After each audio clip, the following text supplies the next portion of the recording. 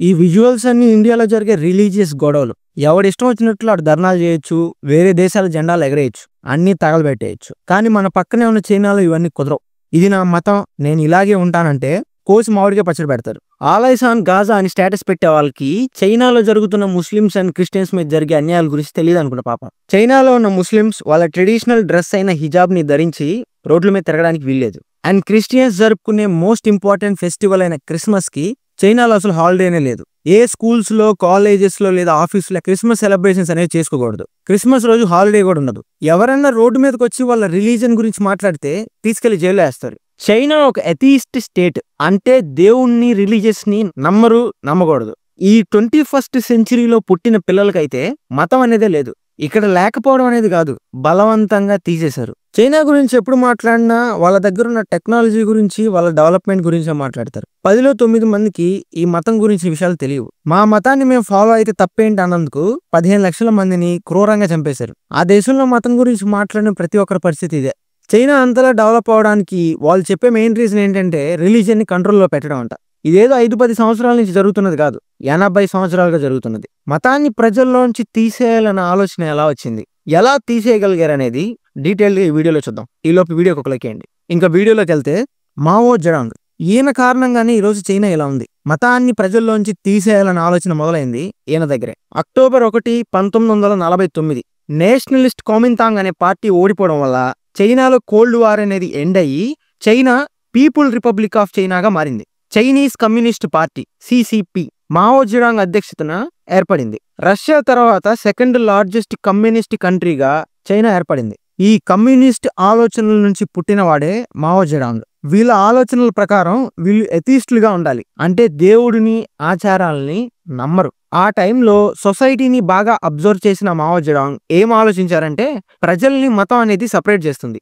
ఇప్పుడున్న సిచ్యువేషన్ లో చైనా ఒక సూపర్ పవర్ గా మారాలంటే ప్రజలంతా ఒకటై పనిచేయాలి, ఒకటే ఆలోచన మీద ఉండాలని జెడాంగ్ అనుకున్నారు. ఈ క్రిస్టియానిటీ, ఇస్లాం అనేవి ఇక్కడ పుట్టిన మతాలు కాదు. ఈ మతాలకి ప్రజల్లోకి విస్తరించే గుణం అనేది ఉంది. అండ్ ఈ మతాలు అనేవి చైనాలో విస్తరించడం వల్ల ఫారిన్ ఇన్ఫ్లుయెన్స్ అనేది చైనా మీద ఉంటుంది. అండ్ ఈ మతాలు తీసుకొచ్చే ఆచారాలు, నమ్మకాల వల్ల ప్రజల ఆలోచనలు అనేవి వెనకబడిపోతాయని జెడాంగ్ అనుకున్నారు. ఈ విషయాన్ని మైండ్ లో పెట్టుకొని ఈ 2 మతాలతో పాటు చైనాలో ఉన్న మిగతా మతాలన్నింటినీ కంప్లీట్ గా ప్రజల మైండ్ లో నుంచి తీసేయాలని చెప్పి ఫిక్స్ అయ్యాడు. కానీ సడన్ గా మతాలను బ్యాన్ చేస్తే ప్రజల్లో వ్యతిరేకం అనేది ఏర్పడి గవర్నమెంట్ ని కూల్చేస్తారని అతనికి తెలుసు. అందుకే ఫస్ట్ యూత్ ని ఇన్ఫ్లుయెన్స్ చేశాడు, ఎందుకంటే వాళ్ళే ఫ్యూచర్. వాళ్ళ మైండ్ సెట్ లో ఎథీస్ట్ ఆలోచనలు నాటాడు. అంతటితో ఆగల, వాళ్ళను ఒక ఎథీస్ట్ యుద్ధ వీరులుగా తయారు చేసి ఒక ఆర్మీని ఫామ్ చేశాడు. ఆర్మీ పేరే రెడ్ గార్డ్స్. రెడ్ గార్డ్స్ లో యూత్ ఒక్కళ్ళే కాదు, అన్ని ఏజెస్ కి సంబంధించిన వాళ్ళు ఉంటారు. ఈ రెడ్ గార్డ్స్ ఆర్మీని ఫామ్ చేయడం వల్ల జెడాంగ్ దేవుణ్ణి నమ్మే వాళ్ళని,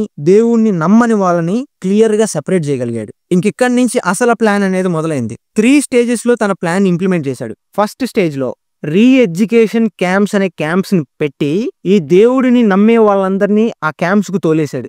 అక్కడ వాళ్ళ మైండ్స్ లో దేవుణ్ణి తీసేసి కమ్యూనిస్ట్ ఆలోచనలు నాటే ప్రయత్నం అనేది చేశాడు. అంటే వాళ్ళని ఎథీస్టులుగా మార్చే ప్రయత్నం చేశాడు. మారిన వాళ్ళు ఓకే, మారని వాళ్ళందరినీ సెపరేట్ చేశాడు. దాని ద్వారా ఫైనల్ లిస్ట్ అనేది ఒకటి బయటకు వచ్చింది. అండ్ స్టేజ్ 2 ఒక రకంగా చెప్పాలంటే ఈ దేవుని నమ్మే వాళ్ళు కమ్యూనిస్ట్ పార్టీ ఆలోచనలకు వ్యతిరేకులు. క్లియర్ గా చెప్పాలంటే ఒక అపోజిషన్ పార్టీగా మారే అవకాశం ఉన్న ప్రజలు. కాబట్టి ఈ మారని వాళ్ళని ఎలిమినేట్ చేయాలి. ఇక్కడ స్టార్ట్ అయిందే కల్చరల్ రివల్యూషన్. జెడాంగ్ దేవుణ్ణి నమ్మే వాళ్ళందరినీ సొసైటీకి ఒక థ్రెట్ గా చూపించాడు. ఈ కల్చరల్ రివల్యూషన్ ని అడ్డు పెట్టుకొని దేవుణ్ణి నమ్మే వాళ్ళని ఐడెంటిఫై చేసి వాళ్ళని బయటికి లాగి రెడ్ గార్డ్స్ చేత చాలా క్రూరంగా వాళ్ళని చంపించేశాడు.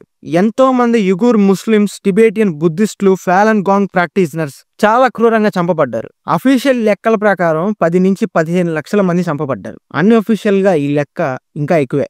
నెక్స్ట్ స్టేజ్ 3 మనుషుల్ని ఎలిమినేట్ చేస్తే సరిపోదు, వాళ్ళ రిమైనింగ్స్ ని కూడా తీసేయాలి. చాలా మసీదుల్ని, చర్చిల్ని, బుద్ధిస్ట్ మానిస్టరీల్ని అన్నిటిని తగలబెట్టేశారు, ఎక్కడికక్కడ కూల్చేశారు. దీనివల్ల చాలా మంది దేవుని నమ్మేవాళ్ళు భయపడి ఎథీస్టులుగా మారిపోయారు. ఇక్కడతో తన అనుకున్న ఆలోచన అనేది 70% సక్సెస్ అయింది. ఇంతవరకు ఫేజ్ 1. ఎప్పుడైతే జెడాంగ్ చనిపోయాడో ఆ తర్వాత గ్లోబలైజేషన్ అనేది మొదలైంది.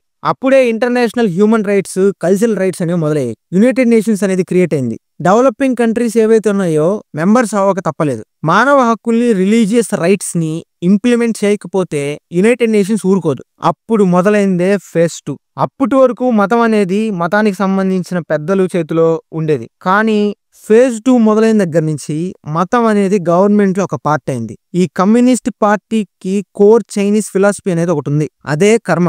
వీళ్ళు కర్మ సిద్ధాంతాన్ని నమ్ముతారు. కష్టపడి పనిచేస్తే జీవితం బాగుంటుంది, దేవుని నమ్ముకుని ఇంట్లో కూర్చుంటే ఏం రాదు. అదే వీళ్ళ ఫిలాసఫీ. వీళ్ళు ఏం చేశారంటే కమ్యూనిజం ని మతాన్ని కలిపారు. ఫస్ట్ వీళ్ళు చదివే మత గ్రంథాలని మార్చేశారు. ఆ మత గ్రంథాలని కంప్లీట్ గా మార్చేసి కమ్యూనిస్ట్ ఫిలాసఫీతో రీరైట్ చేశారు. ఖురాన్, బైబుల్, బుద్ధిస్ట్ రిచువల్స్ అన్ని కమ్యూనిస్ట్ ఫిలాసఫీకి, ఆలోచనలకు అనుగుణంగా మార్చేశారు. నెక్స్ట్ వీళ్ళ ప్రార్థనా మందిరాలు, వాటిని కంప్లీట్ గా కోర్ చైనీస్ ఆర్కిటెక్చర్ లోకి మార్చేశారు. ఏదైతే మసీదు టాంబ్ ఉంటుందో దాన్ని తీసేసి చైనీస్ పగోడా ఆర్కిటెక్చర్ లోకి మార్చారు. చర్చిలను కూడా అలాగే మార్చేశారు. ప్రార్థనా స్థలాల్లో దేవుడు జెండాలను తీసేసి కమ్యూనిస్ట్ పార్టీ జెండాని, ఎవరైతే దేశ అధ్యక్షుడు ఉంటాడో అతని ఫోటోని పెట్టారు. ప్రజలు ఎవరైతే ప్రార్థనా స్థలాల్లోకి వస్తారో ఆ జెండాకే మొక్కాలి, ఆ అధ్యక్షుడికి దండం పెట్టాలి. వీళ్ళు ఇంతటితో ఆగలేదు. కొన్ని మతాలని గవర్నమెంట్ ద్వారా రికగ్నైజ్ చేశారు. ఎందుకంటే ఇంటర్నేషనల్ గా ఎలాంటి ప్రెషర్ ఉండకూడదని. బుద్ధిజం, తావోయిజం, ఇస్లాం, ప్రొటెస్టిజం, క్యాథలిజం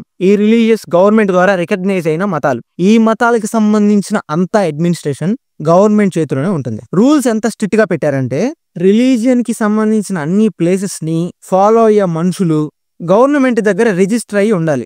వాళ్ళు పెట్టిన ఆచారాలు, సంప్రదాయాలు, మత గ్రంథాలు కాకుండా మిగిలిన ఇస్లామిక్ ప్రాక్టీసెస్ ని, క్రిస్టియన్ ప్రాక్టీసెస్ ని, బుద్ధిస్ట్ రిచువల్స్ ని ఇల్లీగల్ ప్రాక్టీసెస్ గా డిక్లేర్ చేశారు. వాటిని ఎవరు ఫాలో అయినా తీసుకెళ్లి జైల్లో వేయడమే. మతాలకు సంబంధించిన ఎలాంటి సింబల్స్ ని, డ్రెస్సెస్ ని, జెండాలని ధరించి రోడ్ల మీదకి రాకూడదు, ఒంటి మీద కూడా ఉండకూడదు. అలా ధరించడం అనేది ఇల్లీగల్. ఇంకా రీసెంట్ టైమ్స్ లో అయితే వీళ్ళు మతాన్ని కట్టడి చేయడానికి టెక్నాలజీని కూడా యూజ్ చేస్తున్నారు. షింగ్జాంగ్ అనే స్టేట్ లో మసీదులోకి ఎంటర్ అవ్వాలంటే ఫేషియల్ రికగ్నైజేషన్ సిస్టమ్ ఉంటుంది.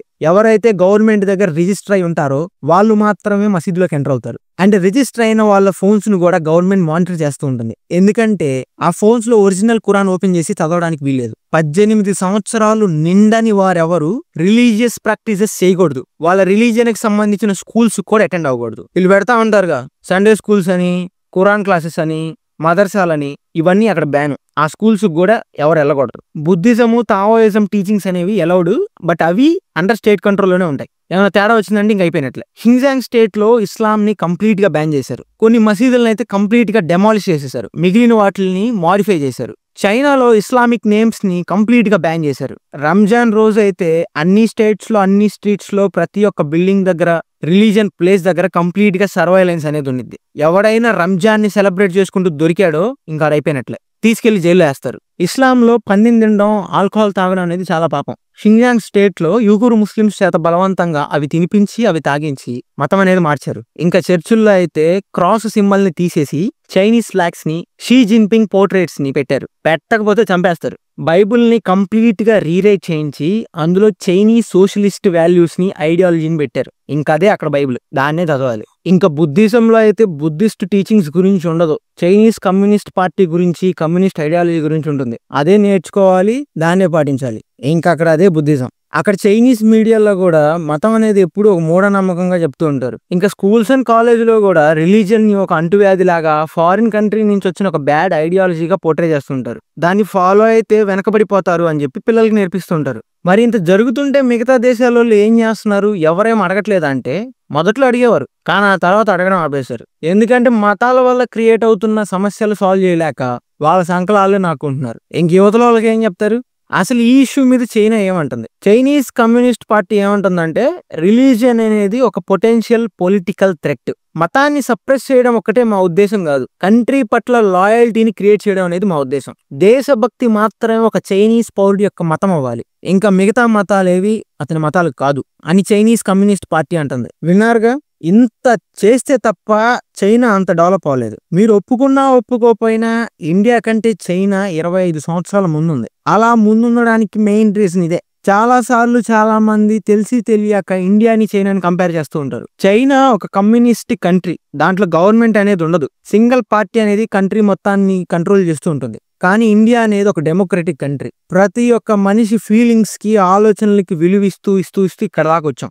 ఇంత దరిద్రాల్లో కూడా మనం బాగానే రానిచ్చాం. చైనాని పాలించిన నాయకులు ఒక మోనార్కుల్లా ఉంటే తప్ప చైనా అంత డెవలప్ అవ్వాలి. కానీ మనకి ఇక్కడ మోనార్కులా ఉన్నామంటే మనం బతకలేం. వాళ్ళంతా డెవలప్ అయినా సరే మన కంట్రీ అంటే చైనాకి ఎప్పుడు భయమే. ఎందుకంటే మనం మోనార్క్లా బిహేవ్ చేయకపోయినా సరే మనకున్న డెమోక్రసీతో వాళ్ళకి టఫ్ కాంపిటీటర్ గా తయారయ్యాం. మన మీద ఉన్న భయంతోనే బుద్ధిస్ట్ కంట్రీ అనే టిబెట్ ని వాళ్ళు ఆక్యుపై చేశారు. అలాగే అక్సే చిన్ ఆక్యుపై చేశారు. పాకిస్తాన్ కి న్యూక్లియర్ వెపన్స్ ని సప్లై చేశారు. బంగ్లాదేశ్ లో గొడవల్ని క్రియేట్ చేశారు. శ్రీలంకను కూడా వాళ్ళ వైపు లాగేసుకున్నారు. ఆఖరికి మనకి మిగిలిన్న ఏకైక హిందూ దేశమైన నేపాల్ను కూడా వాళ్ళ వైపు లాగేసుకున్నారు. మనకి అతిపెద్ద శత్రువులుగా తయారయ్యారు. చైనా గురించి ఇంకా చెప్పాల్సిన చాలా విషయాలున్నాయి. అవేవో సరదాగా తెలుసుకోవాల్సిన విషయాలు కాదు, మనం తప్పక తెలుసుకోవాల్సిన విషయాలు. ఈ వీడియోకి ఒక లైక్ వేసి ఛానల్ సబ్స్క్రైబ్ చేసుకోండి. ఒక చైనా సిరీస్ ని మనం స్టార్ట్ చేద్దాం. అండ్ అలాగే జస్టిన్ బీబర్ వీడియోకి 2 lakh వ్యూస్ ఇచ్చినందుకు చాలా థ్యాంక్స్. అండ్ ఆ తర్వాత ఈ వీడియో కూడా చూడండి. 20 సంవత్సరాలకి మ్యూజిక్ వరల్డ్ ని ఒక ఊపి అతి చిన్న వయసులోనే అతి క్రూరంగా కాల్చి చంపబడ్డ XXXTentacion అనే ఈ సింగర్ స్టోరీ అనేది చాలా బాగుంటుంది. అండ్ అతని సాంగ్స్ కూడా చాలా బాగుంటాయి. ఇతని జీవిత కథ కూడా చాలా ఇంట్రెస్టింగ్ గా ఉంటుంది. కావాలంటే ఒక లుక్ చేయండి.